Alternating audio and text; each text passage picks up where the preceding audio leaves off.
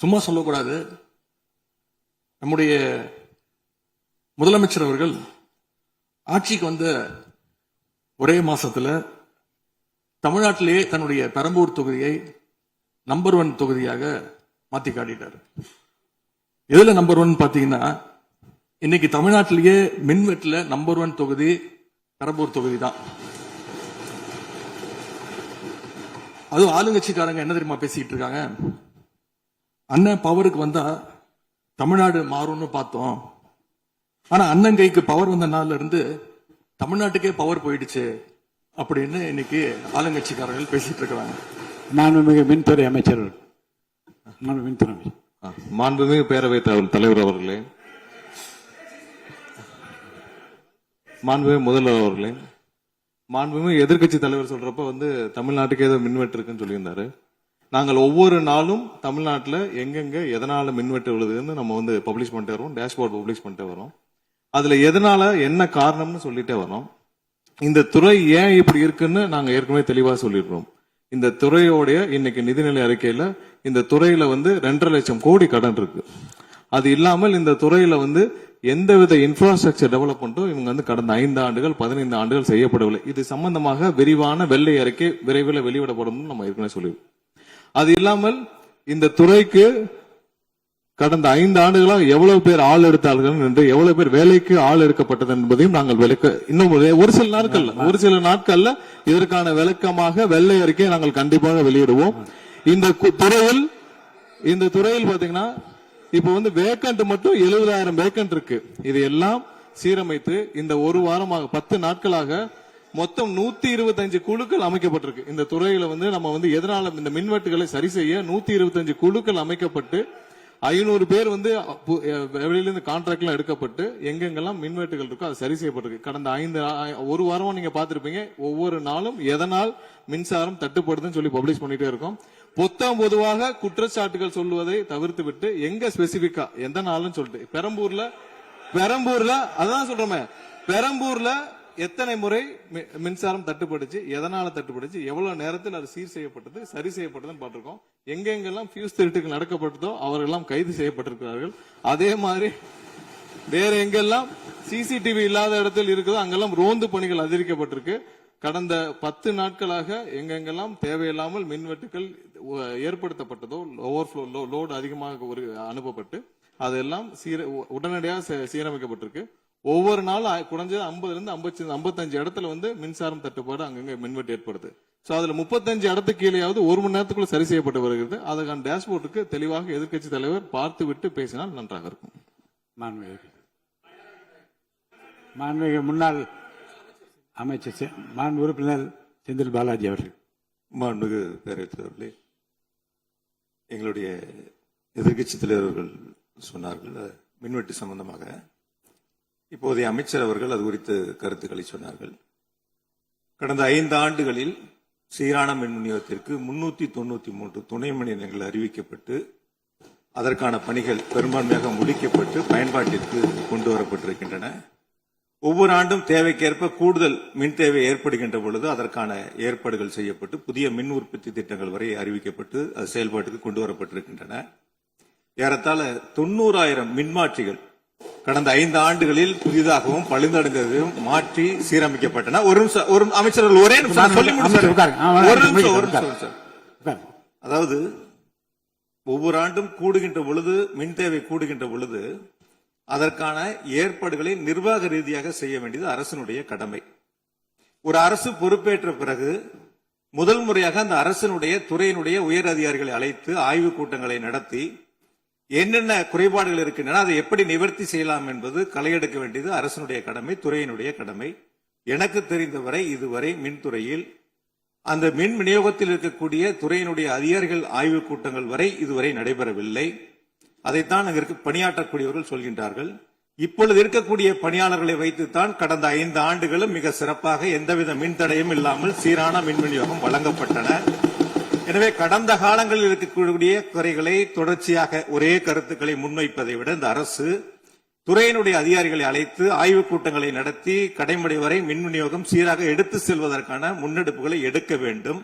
எங்களுடைய எதிர்க்கட்சி தலைவர் துணை முதலமைச்சராக இருந்த பொழுது அவருடைய சேப்பாக்கம் திருவல்லிக்கேணியிலேயே பல்வேறு மின் திட்டங்களை தங்களுடைய திருக்கரங்களால் தொடங்கி வைத்திருக்கின்றார்கள். அது அனைத்து தொகுதியிலும் அனைத்து மின் திட்டங்களும் சிறப்பாக கடந்த 5 ஆண்டுகளில் நிறைவேற்றப்பட்டிருக்கின்றன. அதையும் நீங்கள் எடுத்து பார்த்து இனி என்னத்தை நீங்க உங்களுடைய பத்திரிகை செய்தியிலேயே கொடுத்திருக்கிறீங்க. 100க்கும் மேற்பட்ட துணை மின் நிலையங்கள் 10,000 கோடியில் பணிகள் தற்பொழுது நடைபெற்று வருகின்றன என்று உங்களுடைய பத்திரிகை செய்தியில இருக்கு. அப்ப இதெல்லாம் கடந்த காலங்களில் தொடங்கப்பட்ட திட்டங்கள். நீங்க எதையும் தொடங்கலன்னு பொத்தாம் பொதுவா சொல்வதை விட்டுவிட்டு என்னென்ன கூடுதலாக நாம் எடுத்துக்கொள்ள வேண்டும் என்பதை கவனத்திலே இந்த அரசு கொள்ள வேண்டும். மாண்புமிகு பேரவைத் தலைவர் அவர்களே, மாண்புமிகு உறுப்பினர் மாண்புமிகு உறுப்பினர் சொன்னப்ப சொன்னாரு அறிவிப்புகள் நிறைய செஞ்சிருக்கோம்னு. கடந்த ஆட்சியில் அறிவிப்புகள் மட்டும்தான் செஞ்சிருக்காங்க, எதையும் செயல்படுத்தவில்லை.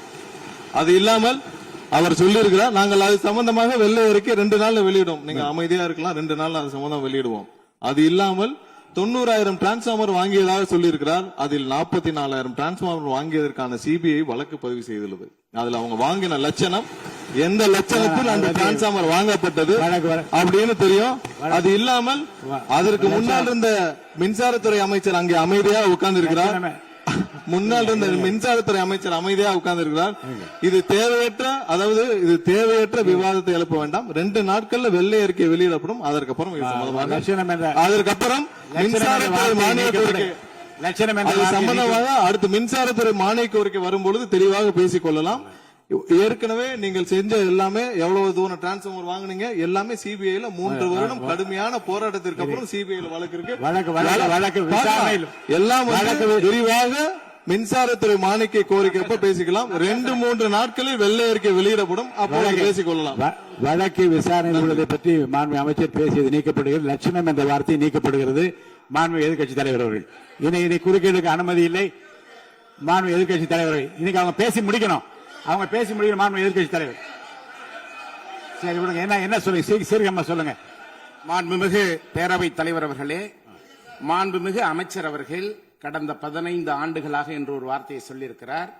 கடந்த 15 ஆண்டுகளுக்கு முன்பாக மாண்புமிகு இதய தெய்வம் புரட்சி தலைவி அம்மா அவர்கள் தமிழகத்துடைய முதலமைச்சராக இருந்த பொழுது தமிழகத்தை மின் மிகை மாநிலமாக மாற்றி தமிழ்நாட்டிற்கு தேவையான மின் உற்பத்தியை விட அதிகமாக உற்பத்தி செய்து அண்டை மாநிலங்களான கேரளா, கர்நாடகா, ஆந்திரா போன்ற மாநிலங்களுக்கு மின்சாரத்தை விற்பனை செய்த மாநிலம் தமிழ்நாடு என்பதை இந்த அவையிலே பதிவு செய்கிறேன். எல்லாம் வெள்ளை அறிக்கை வருகிற போது எல்லாம் வெட்டு வெளிச்சமாகிவிடும். அதுக்கப்புறம் பேசுங்க, நீங்க பேசுங்க. எதிர்க்கட்சி தலைவர் அவர்கள்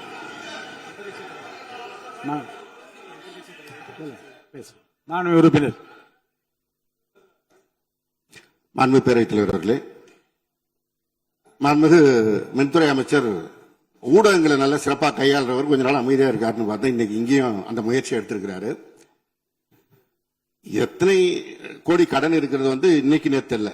இது சேவைத்துறை, போக்குவரத்து துறை, மின்துறை, இதெல்லாம் சேவைத்துறை. லாப நட்டம் பார்க்கிற விஷயம் இல்ல.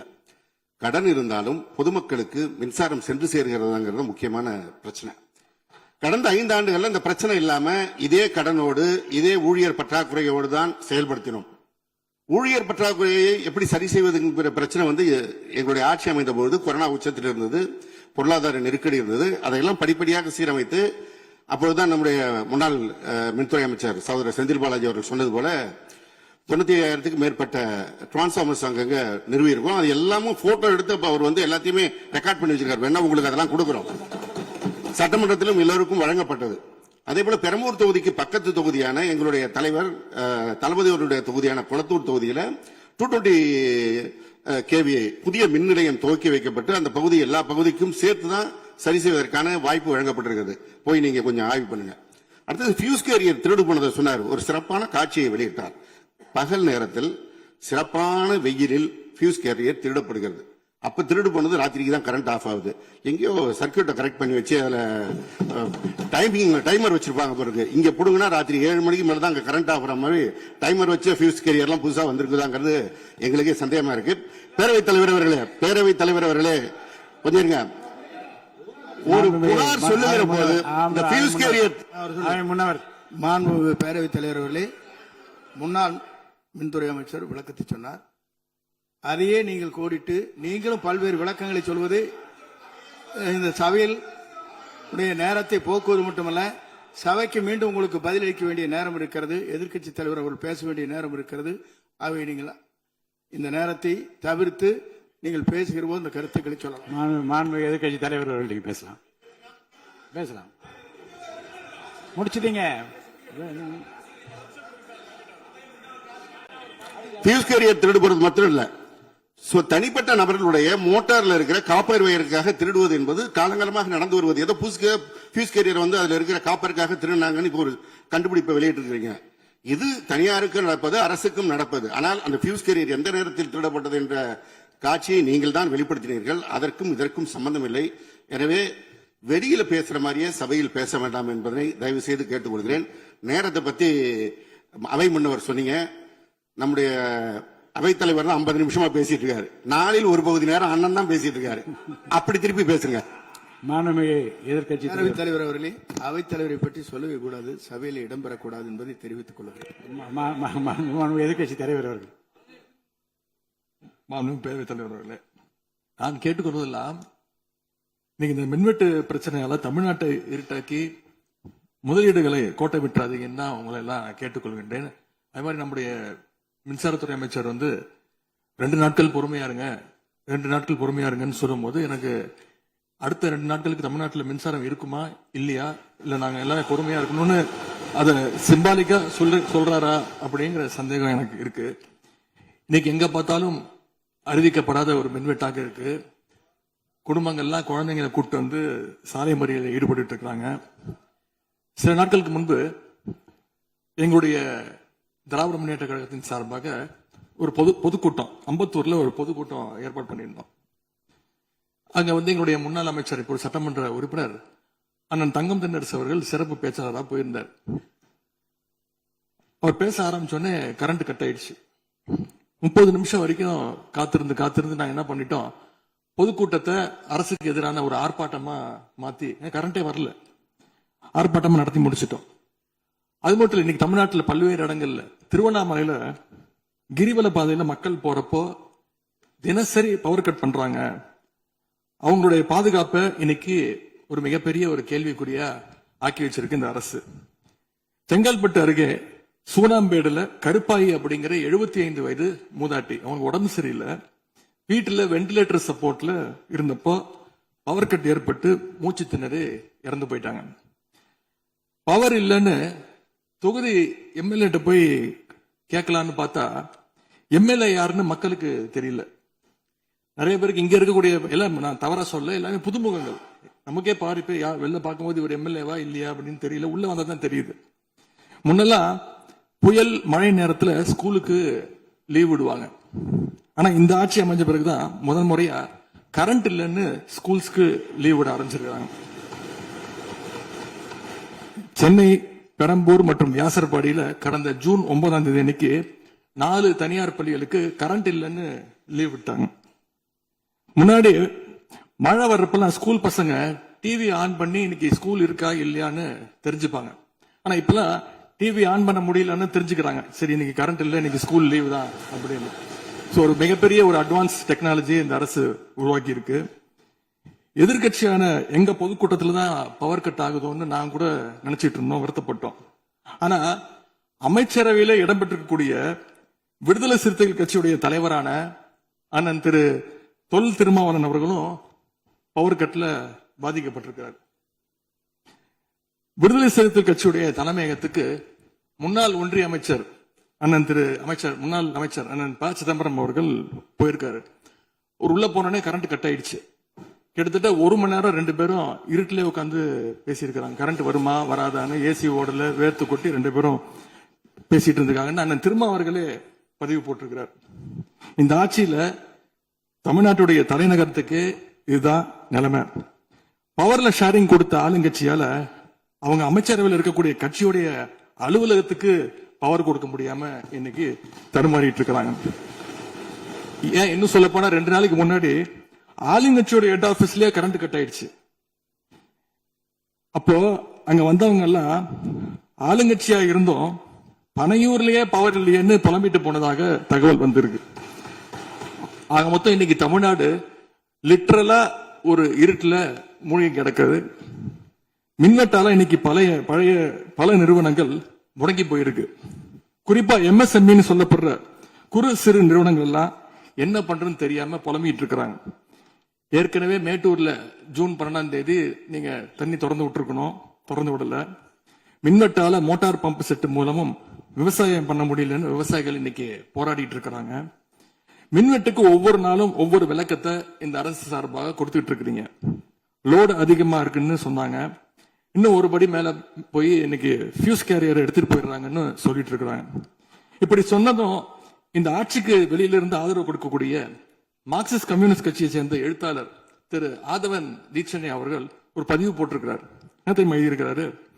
கேரியரின் உச்சத்தில் ஆரம்பித்து டிஃபன் கேரியர்ல போய் நின்று இன்னைக்கு ஃபியூஸ் கேரியர்ல முடிந்திருக்கக்கூடிய ஆட்சி அப்படின்னு திரு ஆதவன் தீட்சண்டே எழுத்தாளர் மார்க்சிஸ்ட் கம்யூனிஸ்ட் கட்சி அவர் சேர்ந்தவர் பதிவு போட்டிருக்கிறார். பவர் கட்டுக்கு இவங்க சொல்ற காரணங்கள் எதையுமே மக்கள் ஏத்துக்கலன்னு தெரிஞ்சதும் இவங்களோட வழக்கமான ஒரு ஆயுதத்தை கையில் எடுத்துட்டாங்க. என்ன தெரியுமா அது ஆயுதம்? எல்லாத்துக்கும் திமுக தான் காரணம் அப்படின்னு சொல்றது. இப்ப பவர் கட்டுக்கும் திமுக தான் காரணம்னு சொல்ல ஆரம்பிச்சுட்டாங்க. இப்படி பழி போடுறதுல காட்டுற வேகத்தை பவரை மீண்டும் கொண்டு வரதுல காட்டினா கொஞ்சம் சிறப்பா இருக்கும். எங்க ஆட்சியில ஏற்படாத மின்வெட்டு இந்த ஆட்சியில தொடர்ந்து இவ்வளவு அதிகமாக ஏற்பட என்ன காரணம்? அரசுடைய நிர்வாக திறமையின்மையா, இல்ல உண்மையிலேயே ஏதாவது டெக்னிக்கல் இஷ்யூஸ் இருக்கா? அப்படி ஏதாவது இருந்தா அதை தீர்க்க இந்த அரசுக்கு இன்னும் எத்தனை நாள் தேவைப்படும்? இந்த நிலைமை தொடராம இருக்க என்ன நடவடிக்கை எடுக்க போறீங்கன்னு முதலமைச்சர் அவர்கள் தன்னுடைய பதிலுரையில சொல்லணும். ஒரே ஒரு ஆறுதல், ஒரே ஒரு மகிழ்ச்சியான செய்தி என்னன்னா, ஆளுநர் உரையின் பொழுது சட்டமன்றத்தில் பவர் கட் ஆகல. அதுக்கு இந்த அரசை பாராட்டலாம்னு நான் நினைச்சேன். அப்படி நினைக்கும் போது பாத்தீங்கன்னா சட்டசபை நிகழ்ச்சியை லைவ்ல கட் பண்ணிட்டாங்க.